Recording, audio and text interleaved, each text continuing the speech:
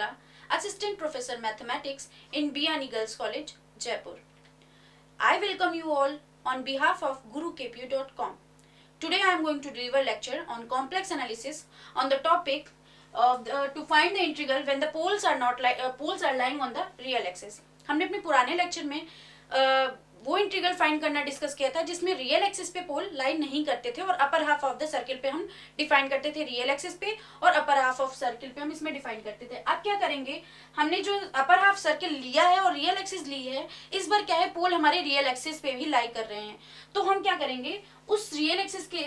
ये जो upper half है उसमें हम छोटा एक और सेक्शन कट करेंगे, वो एक्सक्लूड करेंगे जो हमारे पोल रियल एक्सिस पे लाई कर रहे हैं। उन पोल को एक्सक्लूड करने के लिए ये हमने किया है, जिसमें आर हम बेसिकली टेंड कराएंगे जीरो की तरफ और कैपिटल आर जो हमारा रेडियस है वो हमारा इनफाइनाइट की तरफ टेंड करेगा, क्योंकि ये बहुत ही स्मॉल सर्किल लिया हुआ है हमने जिसकी रेडियस क्या है, आर है। फॉर एग्जांपल ये हमको क्वेश्चन दिया गया है, उसमें हम क्या करते थे कि हमारे पास सिर्फ एक सर्किल दिया होता था जिसमें रियल एक्सिस -r/2r लेते थे और हम सर्किल यानी हमारा जो भी रीजन यानी गामा दिया होता था या सी दिया होता था, जो भी उसको कंसिडर करेंगे वो लेते थे। इस बार हमने उसको ब्रेक कर दिया है,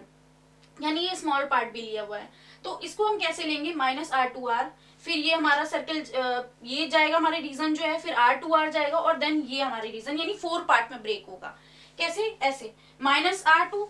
ये minus capital R to small r fx dx, ये क्योंकि रियल एक्सिस पे है तो हम इसको इस वजह से fx लेंगे। ये z में जाते हैं तो रियल और इमेजिनरी fz दोनों हो जाता है, तो हमारा ये जो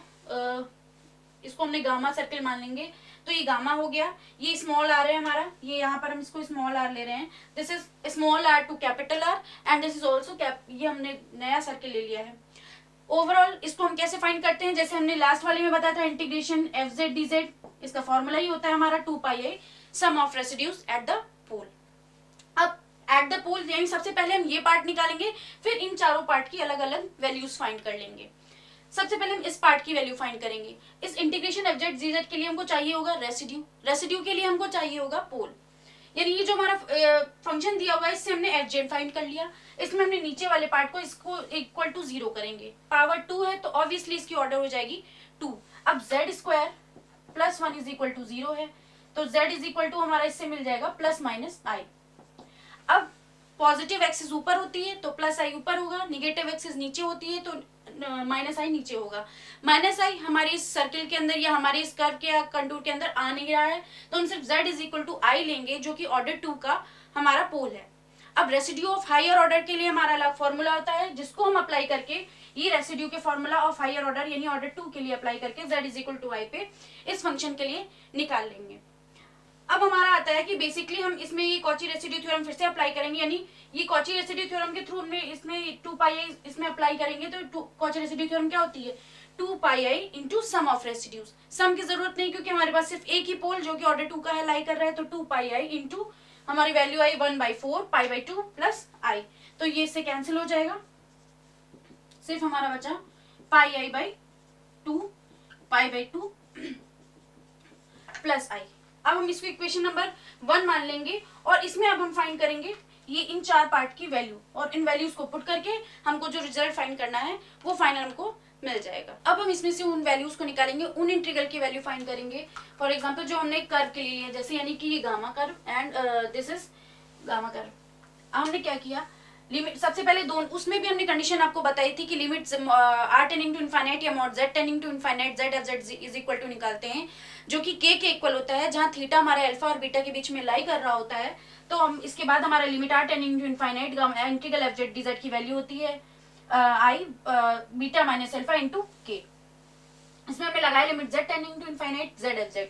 इसमें z का मल्टीप्लाई हमने ऊपर नीचे कर दिया। हमारा fz क्या था, हमारा fz था log z upon 1 plus z का होल स्क्वायर, इसमें ऊपर नीचे हमने z का मल्टीप्लाई किया है। इसमें लिमिट अप्लाई कर दी है, लिमिट अप्लाई करते ही इसकी फुल वैल्यू हो जाएगी 0। ये 0 रखने पे यहाँ पे k की जगह पे हम जब 0 रखेंगे तो हमारे इस इंटीग्रल की फुल वैल्यू इस वाले इंटीग्रल की वैल्यू आ जाएगी हमारी 0, जब हम r टेंडिंग टू इनफाइनाइट लेंगे इस कर्व के लिए, इस पाथ के लिए हम r टेंडिंग टू इनफाइनाइट लेंगे। अब हम इस वाले जो कर्व को हमने खुद ड्रॉ किया है पोल को एक्सक्लूड करने के लिए, जो कि रियल एक्सिस पे है, इसमें हमने कहा ये बहुत ही छोटा सर्किल है, यानी r 0 की तरफ टेंड कर रहा है, स्मॉल r, यानी हम इस जब पाथ के लिए निकालेंगे तो हम इस पाथ में स्मॉल r को 0 की तरफ टेंड करेंगे। तो हम जीरो की तरफ टेंड करने के लिए mod z tend to zero ले लिया, z F Z limit F Z into हमारा ये एफ जेड हो गया है, z इसमें हमने क्या मान लिया, z is equal to 1/t, 1/t consider करते ही ये इनफाइनाइट हो जाएगा, ये z 1/t आ जाएगा, log 1/t, इसमें भी 1/t लेंगे तो हमारा t की पावर 4 उधर हो जाएगा और लिमिट अप्लाई कर देंगे। सिमिलरली इसको भी हमने सॉल्व किया तो हमारी k की वैल्यू आ गई, इसमें k की वैल्यू यहाँ पर हमारी 0 आ जाएगी और जैसे इसमें हम वैल्यू पुट करेंगे तो हमारी फुल इंटीग्रल की वैल्यू भी क्या हो जाएगी, 0 हो जाएगी। अब हमारे पास 4 पार्ट में हमने डिवाइड किया था, तो 4 पार्ट में हमको 1 और 2 इन दोनों पार्ट की वैल्यू तो क्या आ गई हमारी 0। अब हमारी बात बाकी बचे 2 इंटीग्रल, उनकी वैल्यूज फाइंड कर लेंगे तो हमको फाइनल वैल्यू फाइंड हो जाए। अब हमारा ये फॉर्मेट था क्या, -r/r हमने इस तरह से लिया था, वापस रिमाइंड करा दूं मैं आपको, -r/r this curve, then r/r and this circle, -r/r fx dx, ये रियल एक्सिस पे हमारी लाई कर रही है इसलिए fx dx में आ जाएगा, fz हमारा बोथ उसमें जाएगा, r/r वापस हमारे रियल एक्सिस पे आ गया और जो दूसरा पार्ट था हमारा वापस से रियल इमेजिनरी बोथ में जा रहा है कॉम्प्लेक्स में, is equal to 2πa sum of residue, हम पहले ही सॉल्व कर चुके हैं इसमें। ठीक है, हमने लिमिट क्या ली थी, r टेंडिंग टू 0, जैसे हमने बताया था कि r उसमें 0 की तरफ यानी बहुत ही छोटा सर्किल है इसलिए 0 की तरफ जाएगा, r टेंडिंग टू इनफाइनाइट यानी कैपिटल R को हम इनफाइनाइट की तरफ ले रहे हैं,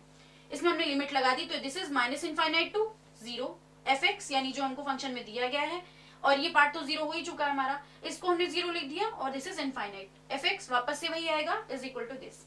अब हमारा ये पार्ट क्या आ रहा है, अगर हम इसको सेम लिमिट में कन्वर्ट कर देंगे तो दोनों एक साथ सॉल्व हो जाएंगी, तो इस पार्ट को हम सॉल्व करेंगे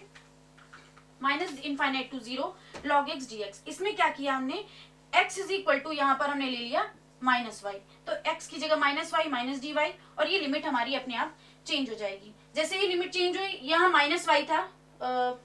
नेक्स्ट स्टेप में जाके ये लिमिट चेंज होगी, माइनस यहाँ पे -y था तो -y को e की पावर -y लिख देंगे, this is infinite to 0 log y e की पावर -πi, e की पावर i की पाई की वैल्यू होती है -1, तो इसकी जगह ये आ जाएगा -y dy और ये माइनस इसका माइनस इसको चेंज कर देगा तो 0 टू इनफाइनाइट बन जाएगा। अब हमने क्या किया, ये जो वैल्यू है इस वैल्यू को उठा के यहाँ पर वापस से पुट कर देंगे और इन दोनों को एक साथ लिख देंगे, इज इक्वल टू में हमारा ये पार्ट चल ही रहा है, ये 0 टू इनफाइनाइट लिमिट हो गई, ये भी 0 टू इनफाइनाइट लिमिट हो गई, दोनों ही एक साथ कंबाइन कर देंगे और दोनों ही पार्ट के LHS और RHS के रियल पार्ट को इक्वेट कर देंगे, रियल पार्ट इक्वेट करने के बाद जो हमारा फाइनल आंसर है वो हमको मिल जाएगा। Thank you for watching this video, please like, comment, share and subscribe, thank you.